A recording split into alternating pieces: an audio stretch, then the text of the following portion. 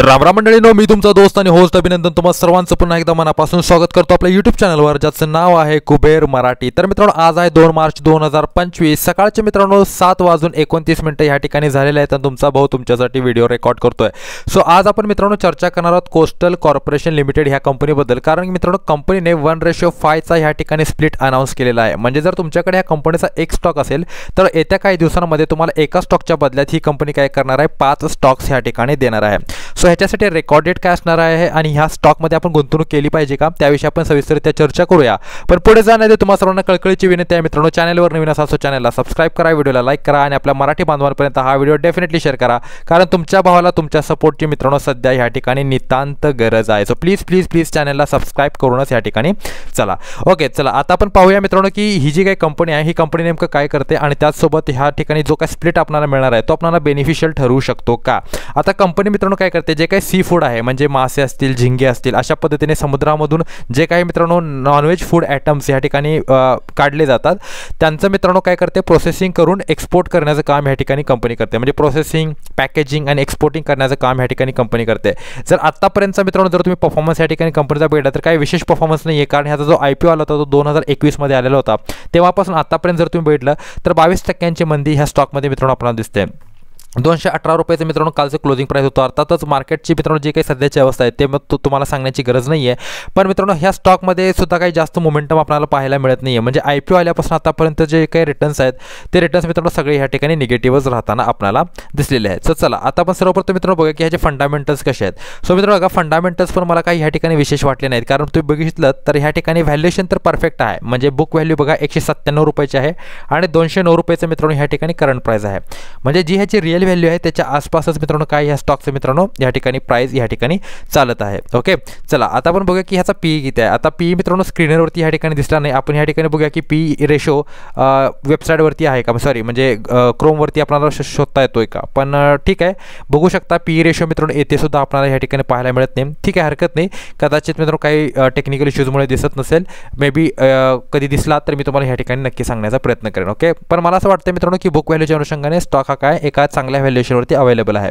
मग हा स्टॉक वाढत का नाही आहे, तर मित्रांनो बघा त्याचं सगळ्यात महत्त्वाचं कारण आहे ह्यांचा रिटर्न ऑन कॅपिटल एम्प्लॉयड 4.5% आसपास आहे आणि रिटर्न ऑन इक्विटी फक्त 1.79% आपल्याला दिसतोय। म्हणजे अर्निंग्स मित्रांनो कंपनीच्या फारच जास्त कमी आहेत। रिटर्न ऑन इक्विटी मित्रांनो जो आहे आणि रिटर्न ऑन कॅपिटल एम्प्लॉयड आहे तो मित्रांनो ॲटलिस्ट कसा 15 ते 20% दरम्यान असेल तर ह्या ठिकाणी कंपनीला एक पॉझिटिव्ह ह्या ठिकाणी रेव्हेन्यू मिळतो किंवा एक चांगल्या पद्धतीचा बिझनेस कंपनी करते असं आपण ह्या ठिकाणी म्हणतो। आणि दुसरी गोष्ट मित्रांनो काय आहे, डेट टू इक्विटी रेशो बघू शकता 1.71 आहे। म्हणजे जे डेट टू इक्विटी रेशो मित्रांनो काय असला पाहिजे, जनरली 1 किंवा 1च्या खाली असायला हवा, तो मित्रांनो ह्या ठिकाणी 1.71 आहे। म्हणजे कंपनीवरती हाय डेट, कमी रिटर्न्स, ओके, ह्याच्यामुळे मित्रांनो ह्या कंपनीमध्ये ग्रोथ आपल्याला दिसत नाही आहे। आता चला आपण बॅलन्स शीट बघूया। आता ज्या काही गोष्टी आहेत त्या सगळ्या इथेच क्लिअर झाल्यात, ओके, दुसरं काय मला सांगण्याची गरज नाही आहे, पण तरीसुद्धा आपण बघूया आणखीन काही खाली गोष्टी पॉझिटिव्ह आपल्याला सापडत आहेत का। सो मित्रांनो बघू शकता क्वार्टरली रिझल्ट्स जर तुम्ही ह्या ठिकाणी पाहिले तर ह्या ठिकाणी ऑपरेटिंग प्रॉफिट मित्रांनो कंपनी जे काय आहेत, ओके, ते ह्या ठिकाणी काय दिसतात आपल्याला चांगले दिसत आहेत। ओके, पण ह्या ठिकाणी तुम्ही बघितलं तर कंपनीवर जे काही हाय डेट आहे, ओके, त्यानंतर जे काही जास्त असेट्स असतात कंपनीच्या, अशा पद्धतीच्या बिझनेसमध्ये असेट पण खूप जास्त इन्व्हॉल्व असतात, त्याच्यामुळे तुम्ही बघू शकता की जो काही कंपनीचा रिटर्न आहे तो अत्यंत कमी होताना दिसतोय।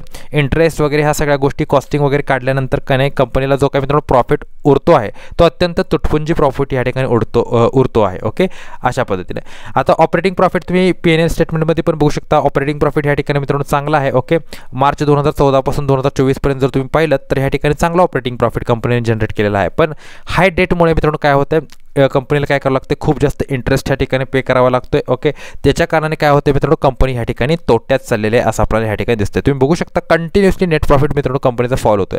जर कंपनीने सध्या कर्जांचा आकडा मित्रांनो कमी केला ना, सो डेफिनेटली मला असं वाटतं की कंपनी चांगल्या पद्धतीने ह्या ठिकाणी काय करू शकेल, ग्रो करू शकेल। ओके, कर्जांचा आकडा आणि कंपनीने सेल्सवर थोडासा ह्या ठिकाणी काय केला पाहिजे, भर दिला पाहिजे आणि कंपनीची जी काही सेल्स आहे ते सेल्स पण मित्रांनो ह्या ठिकाणी उत्तम पद्धतीने वाढते, पण मला वाटते कुठेतरी हाय डेट, ओके, आणि जे काही ह्यांचे वाढलेले एक्सपेन्सेस आहेत त्याच्यामुळे मित्रांनो ह्या ठिकाणी कंपनीला खूप जास्त मोठं लॉसेस बेअर या ठिकाणी करावे लागतात। बॅलन्स शीटचा विचार केला तर बघा 451 कोटींची कर्ज आहेत, फक्त 250 कोटींचे रिझर्व्स आहेत। ओके, आणि असेट्सचा जर विचार केला मित्रांनो 176 कोटींचे असेट्स आहेत। आता असेट्स जास्त असणं चांगली गोष्ट असते, पण कसं होतं कधी कधी असेट जास्त असतात मित्रांनो, त्या असेट जास्त असणं कधी चांगलं असतं ज्या वेळेला कंपनीचा रिव्हेन्यूसुद्धा चांगला आहे. ओके, कारण कसं आहे जर रिव्हेन्यू चांगला असेल तर त्या ॲसेटला मेंटेनन्स जो काय लागतो म्हणजे मशिनरीज असतील, ओके, बिल्डिंग असेल, त्यांचा मेंटेनन्स कॉस्ट जी असते ती मित्रांनो कंपनीला काय करावं लागते, पे करावे लागते. जर ह्या ठिकाणी रिव्हेन्यू कंपनीचा चांगला असेल तर त्या पे करून काय होतं, कंपनीला प्रॉफिट होतो. बट असेट जास्त आहेत आणि कंपनी रिव्हेन्यू कमवत नाही तर त्या असेटसुद्धा मित्रांनो काय असतात, कंपनीसाठी एक बर्डन असतात. ओके,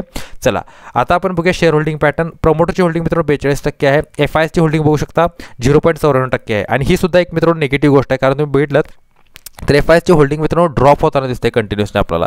आता मी काम करतो इयरली स्टेटमेंट ह्या ठिकाणी बघतो. तुम्ही बघू शकता ह्या ठिकाणी मित्रांनो FIची जी काही होल्डिंग होती ती 1.73% होती 2022 आता ती 0.94% राहिलेली आहे. DISची होल्डिंग मित्रांनो ऑलमोस्ट 0 आहे. पब्लिकची होल्डिंग 56.85% आहे.